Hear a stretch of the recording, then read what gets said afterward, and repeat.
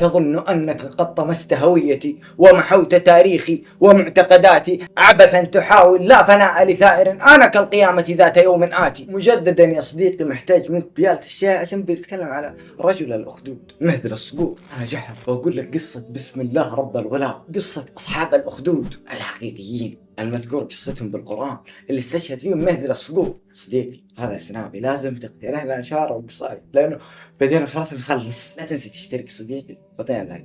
أتظن أنك قد طمست هويتي ومحوت تاريخي ومعتقداتي عبثا تحاول لا فناء لثائر أنا كالقيامة ذات يوم آتي. تظن أنك عندما أحرقتني ورقصت كالشيطان فوق رفاتي وتركتني للذاريات تذرني كحلا لعين الشمس في الفلوات. دقيقة، يقول لك مهذل أنا خالد رغم الظلم رغم الإجحاف رغم أنك تعتقد أنك أنهيتني. أنا مو بعد ما حرقتني صرت رماد. الرماد هذا بعثرتها الرياح صح، بس الرماد هذا بعد ما بعثرته الرياح صار جزء من الطبيعة، لأن الرماد صار بالأرض والشجر والحجر بسبب أن الرياح بعثرته. واللي تظن أنهاني هو سر خلودي وبقائي.